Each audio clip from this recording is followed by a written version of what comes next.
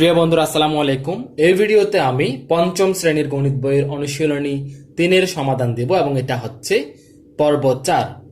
অর্থাৎ আমি এর আগে পর্ব 1, 2, 3 দিয়ে দিয়েছি। তোমরা যারা পর্ব ওগুলো দেখোনি দেখে নিতে পারো। চলো তাহলে শুরু করা যাক। দেখো দেখি 13 নম্বর প্রশ্ন। একটি কারখানায় 7 দিনে 2520টি সাইকেল তৈরি হয়। ওই কারখানায় 3 সপ্তাহে কতটি সাইকেল তৈরি হবে? তার মানে আমাদেরকে প্রশ্নে 3 সপ্তাহে কতটি সাইকেল তৈরি হবে এটা বের করতে বলা হচ্ছে এবং আমাদেরকে দেওয়া আছে 7 দিনে 2520টি সাইকেল তৈরি হয়। যেহেতু 3 সপ্তাহে বের করতে বলেছে এবং আমরা জানি 1 সপ্তাহ সমান 7 দিন, এই যে উপরে কিন্তু 7 দিনে অর্থাৎ 1 সপ্তাহে কতটি সাইকেল তৈরি হয় এটা দেওয়া আছে। তাহলে এই অঙ্কটা খুব সহজে আমরা করতে পারবো। প্রথমত আমরা লিখতে পারি, আমরা জানি 1 সপ্তাহ সমান 7 দিন, বা লিখতে পারো 7 দিন সমান 1 সপ্তাহ, ওইভাবে লিখতে পারো। তাহলে এখন আমরা লিখব যে দেওয়া আছে, কেউ চাইলে উপরের এটা না লিখে সরাসরি দেওয়া আছে দিয়েও শুরু করতে পারো যে 1 সপ্তাহে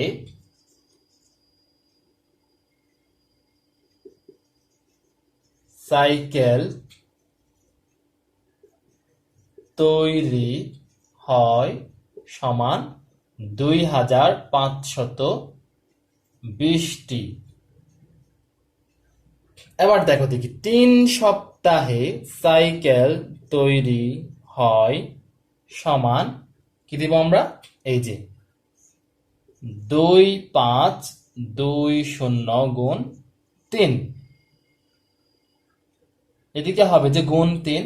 তোমরা একটু বুঝে নিও, আমি ছোট করে লিখছি 2520 গুণ 3। 3 কেন? কারণ 1 সপ্তাহে যদি 2520টি সাইকেল তৈরি হয়, 3 সপ্তাহে কতটি সাইকেল তৈরি হবে ওইটার সাথে 3 দিয়ে গুণ দিব আমরা।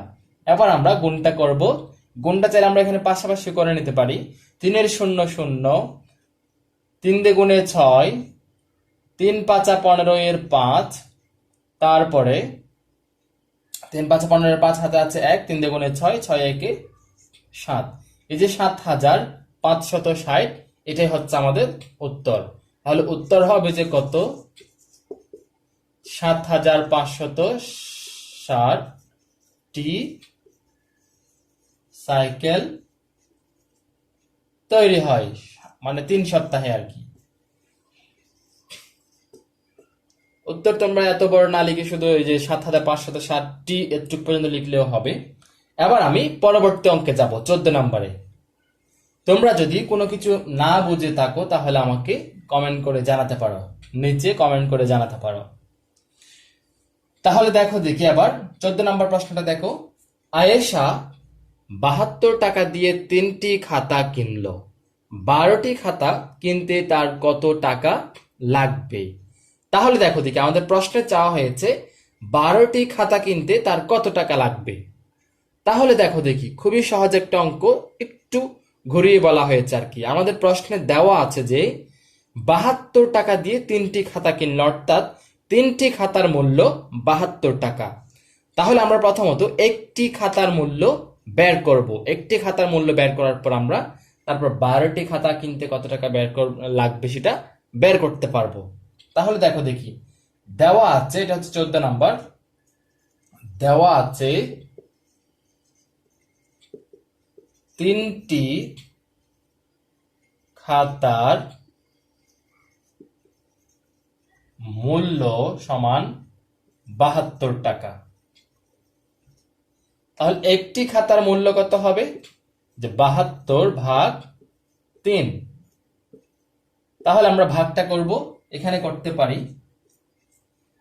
দেখো দেখি 3 দ্বিগুণে 6, 1 বিয়োগ করলে 1, উপর থেকে 2 নামাবো, 3 4 12, তাহলে 24। আমরা একটি খাতার মূল্য পেলাম 24 টাকা।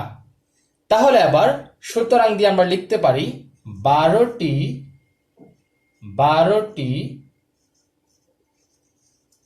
খাতার মূল্য সমান 24 গুণ 12 টাকা। তাহলে আমরা এখন 24 গুণ 12 এই গুণটা এখন করব, খুবই সহজ একটা গুণ, 24 12। তাহলে দেখো দেখি 24 দ্বিগুণে 48, 24 একে 24, যোগ করব, তাহলে 288 টাকা পেলাম। এটাই হচ্ছে আমাদের 12টি খাতার মূল্য এবং এটাই হচ্ছে আমাদের উত্তর। তাহলে খুব সহজে আমরা 13 এবং 14 করে নিলাম। এবার আমি পরবর্তী অঙ্কে যাব। এবার 15 নম্বর অঙ্কটি দেখো দেখি, যদি 8 কেজি পোলাও চালের মূল্য 960 টাকা হয়, তাহলে 4800 টাকা দিয়ে কত কেজি চাল কেনা যাবে? দেখো দেখি, এই অঙ্কে আমাদেরকে চাওয়া হয়েছে কত কেজি চাল কেনা যাবে। আমাদের প্রশ্নে যেটা চাওয়া হবে সেটাকে আমরা ডান পাশে রাখবো। যেমন আমাদের এখানে ক্লো দেওয়া আছে যে 960 টাকা দিয়ে 8 কেজি চাল পাওয়া যায়, এখানে আমরা এই যে 8 কেজিটাকে শেষে রাখবো, অর্থাৎ আমরা লিখবো যে 960 টাকা দিয়ে পাওয়া যায় 8 কেজি চাল, এভাবেই আমরা লিখবো। তাহলে দেখো দেখি, এবং এটা আমরা ঐকিক নিয়মে সমাধান করব। দেখো দেখি, 960 টাকা দিয়ে পাওয়া যায় 8 কেজি চাল। তারপর এই যে 1 টাকার হিসেব বের করব। এই যে 1 এর হিসেব বের করাটাই হচ্ছে ঐকিক নিয়ম। তাহলে দেখো দেখি, 1 টাকা দিয়ে পাওয়া যায়, আমরা 1 টাকা দিয়ে নিশ্চয়ই বেশি পাওয়া যাবে না কম পাওয়া যাবে? কম পাওয়া যাবে। তাহলে আমরা এই যে ভাগ দিব, এখন উপরে 8 রাখবো, নিচে যে 960, এই যেটা নিচে চলে আসবে কেজি চাল। তারপর কত টাকা দিয়ে? এই যে 4800 টাকা দিয়ে চাল পাওয়া যায়, 960। এবং দেখো দেখি, 4800 টাকা দিয়ে নিশ্চয় বেশি পাওয়া যাবে, বেশি চাল পাওয়া যাবে, তাহলে এটা গুণ হবে, 8 গুণন 4800। এখন আমরা এই কাটাকাটিটা করব, উপরে নিচে কাটাকাটি যাবে, শূন্য একটা আছে, আমরা শূন্য একটা কাটাকাটি দেই, যদি দেই এইভাবে, এখন ছোট হয়ে গেল। এবার দেখো দেখি, 96কে আমরা চাইলে 480-কে 96 দিয়ে ভাগ দিতে পারি, বা 96কে 8 দিয়েও ভাগ দিতে পারি। যেহেতু এটা ছোট, তাইলে আমরা এটাই ভাগ দিই, যে 96কে 8 দিয়ে দিব। 8 কে 8, 1 আছে, 16 আছে, 2 আছে, 16 হয়ে যাবে, 2 দিয়ে 2 বার দিলে 16 হয়ে যাবে। তার মানে 8 12 96। আমরা এই যে দেখো দেখি, 8 12 96, এবং 12টা কোথায় লিখবো? যে সংখ্যাটি বড় সেটার পাশে লিখবো। এখানে 96 বড়, এই 96 এর পাশেই আমরা 12টা লিখলাম। আবার 12, এই যে 480-র মধ্যে 12 কয়বার যায়?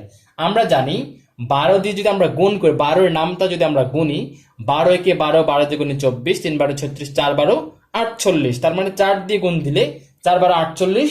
তাহলে আমরা যদি, যেহেতু এখানে শূন্য একটা আছে, তাহলে 4-এর সাথে যদি, আচ্ছা তোমাদের এটা করে দেখা, এখানে 4-এর সাথে শূন্য দিলে মানে 40 দিয়ে গুণ দিলে কিন্তু পাওয়া যাবে 480।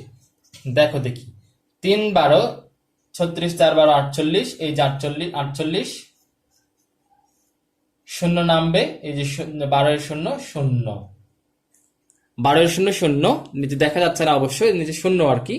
তাহলে দেখো দেখি, 40 দিয়ে মানে ভাগ করে আমরা 40ই পাওয়া যায়। এই যে 40টা আমরা কোথায় দিব? বড় সংখ্যা যেটা সেটার পাশে লিখবো। আমরা এখানে 480 বড়, 480 এর পাশে 40 লিখবো। এই 40টাই হচ্ছে 40